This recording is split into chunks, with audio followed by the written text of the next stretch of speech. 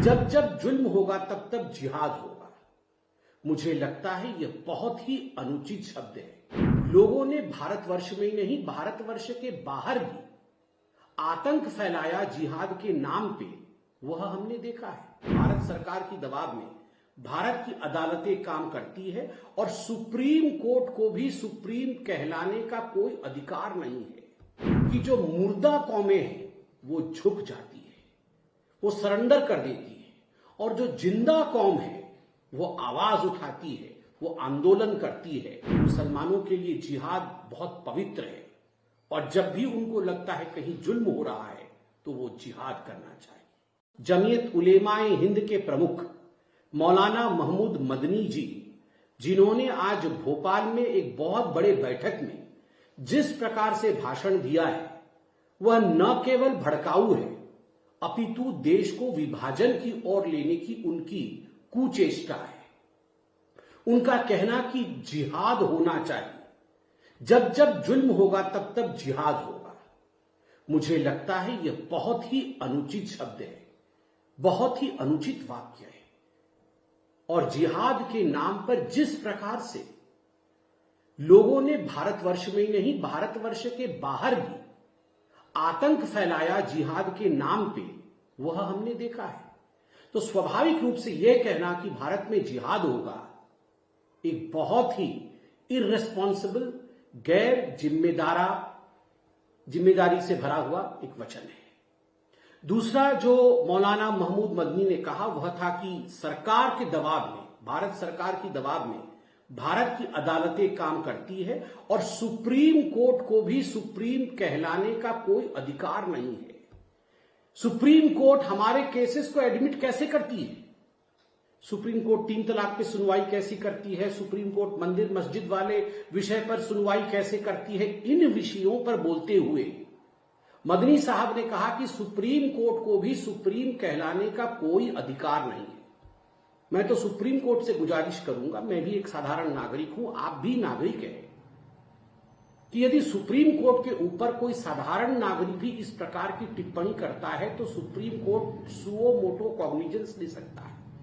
Supreme court खुद इसकी सुनवाई कर सकता है, क्योंकि आगे चलकर अगर इतने बड़े नेता, एक कौम के इतने बड़े नेता इस प्रकार की बात कह के लोगों को बरगलाने की कोशिश करें, सुप्रीम कोर्ट के विरोध लोगों को भड़काए, तो स्वाभाविक रूप से it demeans the stature of Supreme court.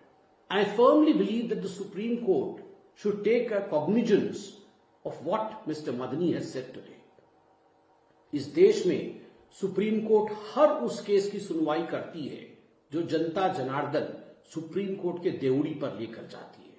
इसमें कौन सा हिंदू का केस है, कौन से मुसलमान के केस है, इसके तरजीह पर सुप्रीम कोर्ट कभी भेदभाव नहीं करती है।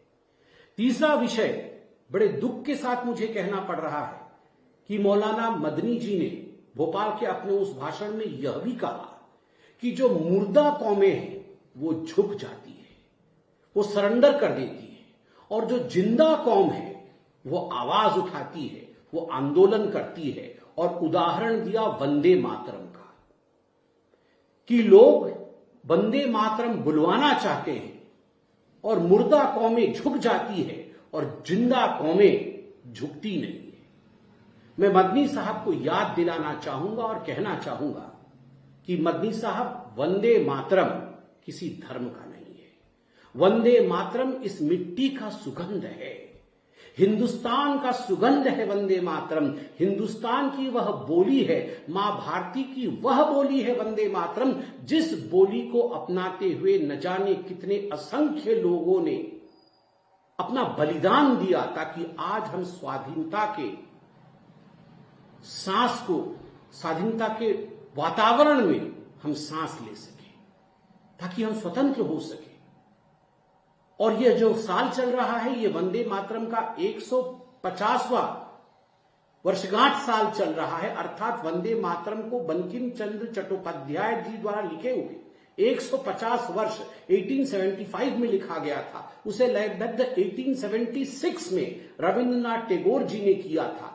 1950 में उसे नेशनल सॉन्ग के रूप में स्वीकार किया गया था और आज जब हम वंदे मातरम को प्रतिष्ठित कर रहे हैं, उसका महिमा मंडन कर रहे हैं, आज हम जब उसे पूरे देश में गा रहे हैं, तो इसमें जिंदा कौम और मुर्दा कौम ला करके वंदे मातरम के खिलाफ भड़काना, यह मदनी साहब और उनके साथियों का विभाजनकारी नीतियों को ही दर्शाता है।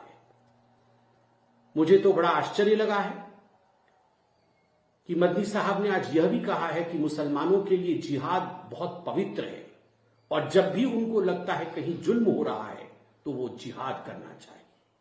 मुझे लगता है इस प्रकार के शब्दों से, इन शब्दों के प्रयोग से कहीं न कहीं हिंदुस्तान की जो मूल भावना है, हिंदुस्तान का जो मूल मंत्र है, सबका साथ, सबका विकास, सबका विश्वास और सबका प्रयास, उस पर कुठाराघात होता है। मदनी साहब को इस प्रकार के वचनों का